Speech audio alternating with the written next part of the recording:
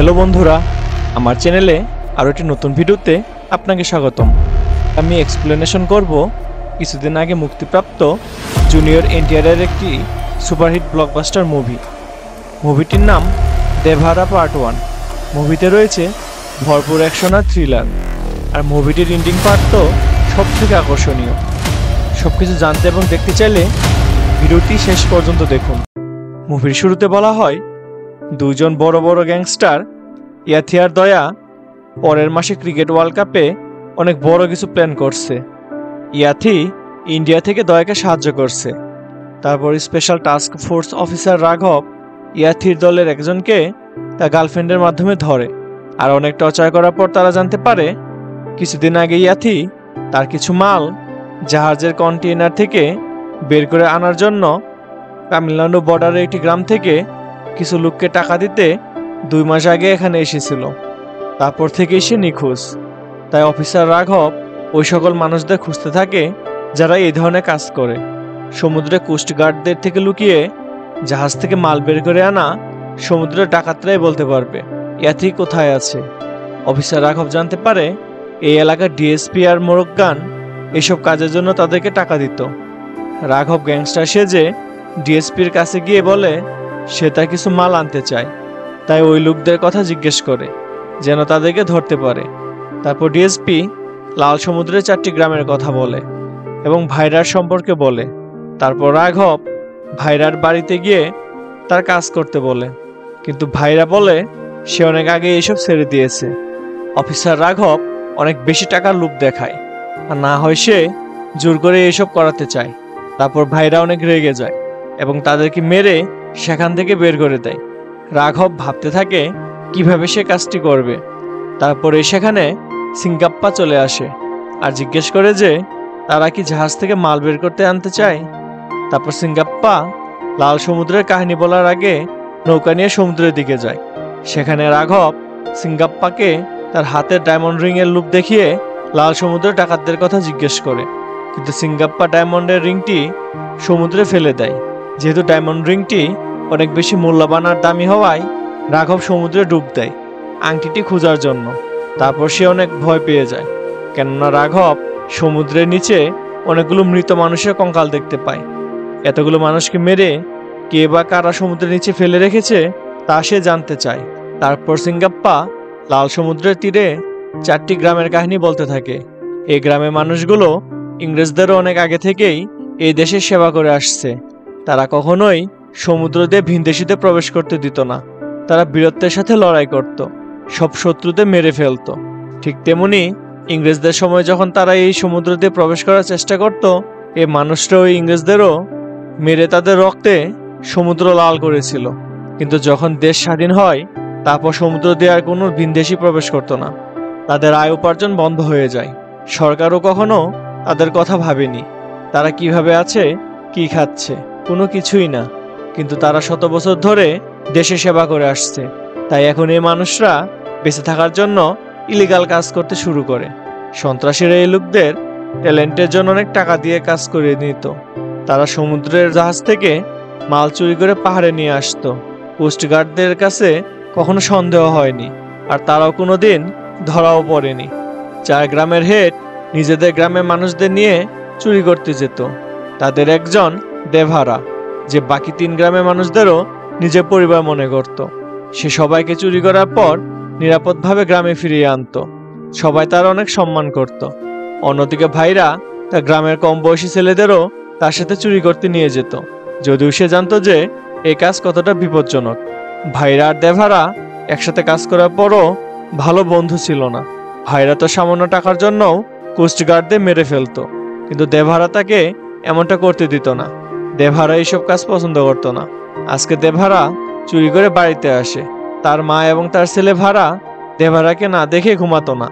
দেভারা সব সময় তার ছেলেকে তাদের পূর্বপুরুষদের মহান কাহিনী বলে শোনাতো, কিভাবে দেশের সেবা করত। কিন্তু ভাড়া শুধুমাত্র তার বাবা দেভারার কাহিনী শুনতে চায়। তারপর দেভারা বলে সে তার পূর্বপুরুষদের মতো মহান কাজই করেনি। তারা যে কাজ করে সেটা খারাপ কাজ, তা জেনেও বেঁচে থাকার জন্য তা করতে হয়। অন্যদিকে অস্ত্র পূজার দিন আসে। পূজার পর একটি ফাইট হয়। 4 গ্রামের 2 জন করে পালোয়ান লড়াই করে। যারা লড়াইয়ে জিতে তাদের গ্রামে অস্ত্র যাবে। অনেক বছর ধরে এই লড়াই দেভারা জিতে আসছে, তাই অস্ত্র প্রতিবারই দেভারার গ্রামে যেত। ওই 4 গ্রামের একটি রায়াপ্পার গ্রাম। ওই গ্রামের লোকগুলো নৌকা চালায়, তারা লড়াই করতে পারে না। কিন্তু এবার দেভারা বলে আমাদের এই লড়াই বন্ধ করা উচিত, আর প্রতি বছর এক এক গ্রামে অস্ত্র দেওয়া উচিত। আর রায়াপ্পার গ্রাম তো লড়াইয়ে কোনোদিন জিততে পারেনি, তাই এবার রায়াপ্পার গ্রামে অস্ত্র দেওয়া উচিত। কিন্তু ভাইরা বলে এই প্রথা বন্ধ করা যাবে না, কেননা তাদের পূর্বপুরুষ থেকে এই প্রথা চলে আসছে। যদি এত বেশি দয়া দেখাতে হয় তাহলে লড়াই করে জিতে তারপর রায়াপ্পাকে অস্ত্র দিতে বলে। তারপর শুরু হয় ভাইরা আর দেভারার মধ্যে ভয়ানক লড়াই। সকাল পর্যন্ত লড়াই চলতে থাকে, কিন্তু দুজন এই সমান সমান লড়াই করতে থাকে এবং শেষ পর্যন্ত দেভারা লড়াইয়ে জিতে যায়। আর এবার সে অস্ত্র রায়াপ্পাকে দিয়ে দেয়। রাতে দেভারা এটি খারাপ স্বপ্ন দেখে, সমুদ্র রক্তে লাল হয়ে গেছে।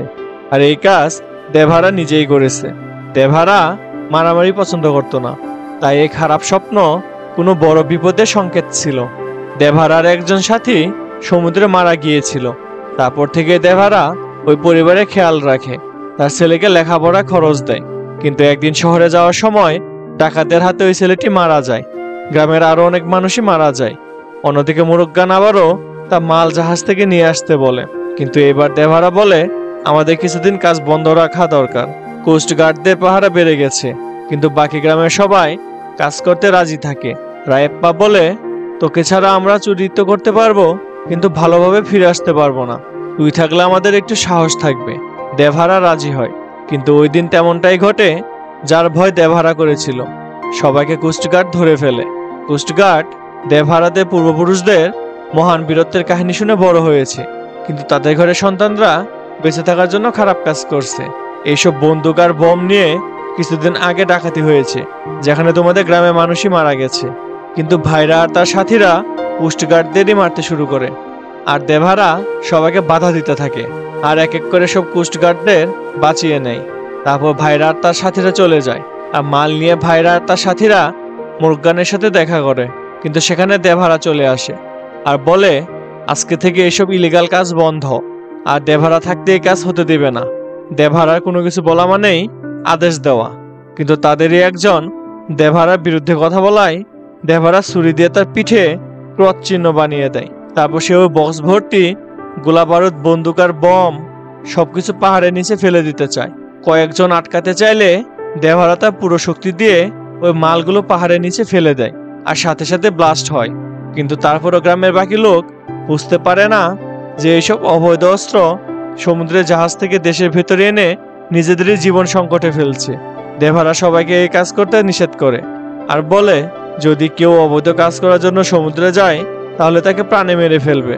তারপরও কিছু লোক সমুদ্রে যায়, আর দেভারা সবার পিঠে ক্রস চিহ্ন বানিয়ে ছেড়ে দেয়। এখন সবাই শুধুমাত্র মাছ ধরার জন্যই সমুদ্রে নৌকা নিয়ে যেত। অন্যদিকে ভাইরা আর তার সাথীরা দেভারাকে তাদের শত্রু মনে করতে থাকে, কারণ দেভারার জন্যই তাদের কাজ বন্ধ হয়ে গেছে। একদিন রায়াপ্পার অন্ধ বোন সুসাইড করার চেষ্টা করে, কিন্তু ভাইরা তাকে বাঁচিয়ে নেয়। তার বিয়ের দায়িত্ব রায়াপ্পার উপর ছিল, আর সে অন্ধ হওয়ায় সে তার ভাইকে কষ্ট দিতে চায়নি, তাই সুসাইড করতে চেয়েছে। তারপর ভাইরা তার ভাইয়ের সাথে রায়াপ্পার অন্ধ বোনের বিয়ে ঠিক করে। আসলে এটা ছিল ভাইরার ষড়যন্ত্র। বিয়েতে দেভারা আসলে তাকে মদ খাইয়ে মেরে ফেলবে, কেননা সুস্থ অবস্থায় কেউ তার সামনে যাওয়ার সাহস পায় না। তারপর বিয়ের দিন দেভারা বিয়েতে আসে, আর ভাইরার সাথীরা তাকে অনেক বেশি মদ খাইয়ে মাতাল বানিয়ে দেয়। তারপর ভাইরা রায়াপ্পাকে বাধ্য করে দেভারাকে মারতে সাহায্য করতে, না হলে তার অন্ধ বোনের বিয়ে বন্ধ করে দিবে। তাই রায়াপ্পা রাজি হয়। রায়াপ্পা দেভারাকে বলে কিছু লোক সমুদ্রের দিকে যাচ্ছে জাহাজ থেকে মাল চুরি করতে। তারপর দেভারা মাতাল অবস্থায় সমুদ্রের তীরে যায়, কিন্তু সেখানে কেউ ছিল না, তাই দেভারা সেখানে ঘুমিয়ে যায়। আর সেখানে দেভারাকে মারার জন্য ভাইরা 40-50 জন মানুষ পাঠায়। কিন্তু যখন দেভারাকে মারতে যায় তার ঘুম ভেঙে যায়। তারপর প্রথমে সে শুধু আঘাত থামাতে থাকে, তারপর চোখে পানি দেওয়ার পর যখন নেশা কেটে যায় সে এক এক করে সবাইকে মারতে থাকে। দেভারাকে মারতে আসা সবাইকেই সে মেরে ফেলে। তাদের রক্তে সমুদ্র লাল হয়ে যায়। সকাল হতেই 4 গ্রামের মানুষ সমুদ্র তীরে আসে, আর সবাই অবাক হয়ে যায়, কারণ সবাই মারা গিয়েছিল, শুধুমাত্র একজন বাদে। সে ভাইরাকে জানায় দেভারা সবাইকেই মেরে ফেলেছে, কিন্তু তারা কেউ দেভারাকে দেখতে পায় না। সেখানে একটি পাথরে লেখা ছিল, যদি দেভারা সবার সামনে থাকে তাহলে কেউ ভয় পাবে না, তাই সে সবার চোখের আড়ালে থেকে সমুদ্রে পাহারা দিবে। আর কেউ যদি খারাপ কাজ করার জন্য সমুদ্রে আসে তাহলে দেভারা সবাইকেই মেরে ফেলবে। অন্যদিকে ভাইরা অনেক রেগে যায় আর প্রতিশোধ নেওয়ার জন্য দেভারার আসার অপেক্ষায় থাকে। তারপর সে অস্ত্র পূজার লড়াইয়ের নামে দেভারা গ্রামের লোকজনদের মেরে পঙ্গু বানিয়ে দেয়, কিন্তু তারপরও দেভারা গ্রামে আসে না। তারপর থেকে অস্ত্র পূজার লড়াই বন্ধ করে দেওয়া হয়। তাই ভাইরা এবার গ্রামের বাচ্চাদের ভরণ পোষণের ব্যবস্থা করে বাচ্চাদের ট্রেনিং দেওয়া শুরু করে, যেন বড় হলে ভাইরা তার সেনা তৈরি করতে পারে। তারপর 12 বছর পরে ভাইরাকে দেখানো হয় যে ওই বাচ্চাদের হিংস্র মানুষে পরিণত করেছে, যাদের একটাই উদ্দেশ্য ছিল সমুদ্রে গিয়ে দেভারাকে হত্যা করা। অন্যদিকে দেভারার ছেলে ভারাকে দেখানো হয় যে তার বাবার থেকে একদম বিপরীত, কেননা সে অনেক ভীতু আর লড়াই দেখে ভয় পায়। এটা গ্রামের সব লোকই জানে, তাই কেউ তার কোনো সম্মান করে না। দেভারার সাথে শুধুমাত্র ভারার চেহারায় মিল আছে, আর কোনো কিছুতেই মিল নেই। আর সে তার পিতার কথা শুনলেই রেগে যায়, কেন এই 12 বছরে দেভারা একবারও তাদের দেখতে আসেনি। দেভারা তার পরিবারকে ছেড়ে চলে গেছে। তারপর দেভারার মা বলে দেভারার কাছে এই 4 গ্রামের মানুষই তার পরিবার, সে সবার কথাই চিন্তা করে। কিন্তু ভারা এসব ভাবে না, সে দেভারাকে সম্মান দেখাতো না। অন্যদিকে মুভির নায়িকা রায়প্পার মেয়ে থাঙ্গাও বড় হয়ে গেছে। সে সাহসী আর শক্তিশালী স্বামী চায়, কিন্তু সে ভারাকে ভালোবাসে। আর থাঙ্গা সেই দিনের অপেক্ষায় থাকে যেদিন ভারা শক্তিশালী আর সাহসী হবে। অন্যদিকে অস্ত্র পূজার অস্ত্র কয়েক বছর ধরে ভাইরার গ্রামে ছিল, আর দেভারার গ্রামে সবাই অসুস্থ হতে থাকে। তাই ভারা একদিন ভাইরার বাড়িতে গিয়ে অস্ত্র তার গ্রামে দেওয়ার জন্য মিনতি করে, কিন্তু ভাইরা বলে সমুদ্রের তীরে গিয়ে কান্না করো, যেন তোর বাবা দেভারা শুনে আর গ্রামে এসে লড়াই করে অস্ত্র নিয়ে যায়। তারপর অস্ত্র পূজার দিন ভারা লড়াইয়ের জন্য রাজি হয়, কিন্তু লড়াইয়ের আগে সবাইকে রস খেতে হয়, আর ভারার বন্ধুরা তাতে নেশার ওষুধ মিশিয়ে দেয়। তারপর এক এক করে ভারা সবাইকে হারিয়ে নেয় এবং অস্ত্র পূজার লড়াইয়ে বিজয়ী হয় আর অস্ত্র নিয়ে তার গ্রামে যায়। কিন্তু পরের দিনই ভারার সত্য সবার সামনে চলে আসে, আর ভাইরা প্রতিশোধ নিতে চায়। কিন্তু রায়েপ্পা বলে যদিও সে সবাইকে নেশাগ্রস্ত অবস্থায় মেরেছে, কিন্তু সবার অবস্থা দেখো, কেউ উঠে দাঁড়াতে পারছে না। ভারা একটি ভীতু, কিন্তু তার শরীরে দেভারা রক্ত বইছে, তাই ভারাকে মেরে নতুন আরেক দেভারা তৈরি করা বুদ্ধিমানের কাজ হবে না। তারপর ভাইরা রাজি হয়। অন্যদিকে ভাইরার সেনাদের মধ্যে একজন ছেলে সবকিছু ছেড়ে চাকরি করতে যেতে চায়, কিন্তু তার বাকি সাথীরা তাকে নির্মমভাবে হত্যা করে। আর এখন ভাইরা আর তার সেনারা সমুদ্রে চুরি করতে যাওয়ার জন্য প্রস্তুত, তার সাথে দেভারার মাথাও কেটে আনবে। কিন্তু মুরুগান তার জীবনে রিস্ক নিতে চায় না, কারণ সে জানে দেভারা বেঁচে থাকতে এটা কোনোদিনও সম্ভব না। প্রথমে দেভারাকে মারতে হবে, তাহলে মুরুগান জাহাজে মাল আনবে। তারপর ভাইরার লোকেরা গুজব ছড়ায় যে দেভারা মারা গেছে, আর দেভারার মা যে দেভারাকে দেখার জন্য বেঁচে আছে তিনি গুরুতর অসুস্থ হয়ে যায়। এইটাই ভাইরার প্ল্যান ছিল। দেভারার মা মারা গেলে দেভারা অবশ্যই আসবে আর তাকে মেরে ফেলবে। ওই দিন রাতে দেভারা তার মায়ের সাথে দেখা করতে আসে আর পিছনের দরজা দিয়ে পালিয়ে যায়, আর ভাইরার লোকেরা পিছু নিতে থাকে। কিন্তু সে হয়তো সমুদ্রে চলে গেছে, তাই তাকে কেউ খুঁজে পায় না। তারপর সবাই ভাবে যে দেভারা হয়তো বৃদ্ধ হয়ে গেছে আর তার শক্তি নেই, তাই এখন সে পালিয়ে বেড়াচ্ছে। তারপর মুরুগান জাহাজে তার মাল অর্ডার করে। অন্যদিকে ভাইরার লোকেরা ভাড়ার বোনকে বিরক্ত করতে থাকে এবং এই কথা সে তার মাকে গিয়ে বলে। কিন্তু যখন ভাড়া জানতে পারে সে অনেক রেগে যায় এবং তাদেরকে মারার জন্য সেখানে যায়, আর সবাই ভীতু ভেবে ভাড়ার মজা নিতে থাকে। তারপর ভাড়া মদ খেয়ে সবাইকে অনেক মারতে থাকে। সকালে জানতে পারে ভাড়া যাদের মেরেছে তাদের একজন মারা গেছে, তাই ভাড়া ভাইরার বাড়িতে যায় ক্ষমা চাওয়ার জন্য।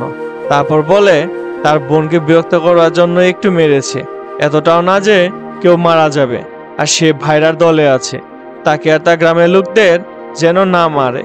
তারপর ভাইরা ভাড়াকে তার লয়ালটি প্রমাণ করার জন্য তার লোকের সাথে রাতে জাহাজে চুরি করতে যেতে বলে।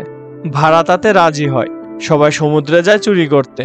আর এখানে এই মুভির সব থেকে ইন্টারেস্টিং পার্ট, ভাড়া কোনো ভীতু ছিল না, বরং সে গ্রামের মানুষদের সামনে নাটক করত। ভাড়ার মা যখন সিঙ্গাপ্পার কাছে এসে সবকিছু জানতে চায়, সিঙ্গাপ্পা বলে দেভারা তো অনেক বছর আগেই মারা গেছে। এতদিন দেভারা সেজে যে সবাইকে বোকা বানিয়ে ভয় দেখিয়েছে সে আর কেউ না, তার ছেলে ভাড়া। আর সে এখন সমুদ্রে মৃত্যুর তাণ্ডব করছে। ভাড়া ও তার বাবা দেভারার মতো সাহসী আর শক্তিশালী। অন্যদিকে সমুদ্রে দেখানো হয় ভাড়া সবাইকে পানির নিচেই মেরে ফেলছে। তারপর সবার লাশ নিয়ে সমুদ্রের তীরে আসে আর সিঙ্গাপ্পাকে ভাড়ার পিঠে ক্রস চিহ্ন বানাতে বলে। সিঙ্গাপ্পা সাহস পায় না, তাই ভাড়া নিজেই নৌকার মধ্যে ছুরি রেখে নিজের পিঠে ক্রস চিহ্ন বানায়। তারপর বর্তমানে সিঙ্গাপ্পা অফিসার রাঘবকে বলে আসলে দেভারার মৃত্যু রায়প্পার বোনের বিয়ের রাতেই হয়েছিল। আর সবাইকে ভয় দেখানোর জন্য এতদিন ভাড়ায় দেভারা সেজে সবাইকে মারতো। আর দেভারাকে যে মেরেছে সে আর কেউ না, বরং দেভারা নিজের ছেলে ভাড়া। এখানেই দেভারা মুভি পার্ট 1 শেষ হয়। কিন্তু কেন তার নিজের ছেলেই তাকে হত্যা করেছে তা জানতে চ্যানেলটি সাবস্ক্রাইব করে রাখুন, যেন পার্ট 2 আসার সাথে সাথেই আপনাদের ভিডিও দিতে পারি। ধন্যবাদ।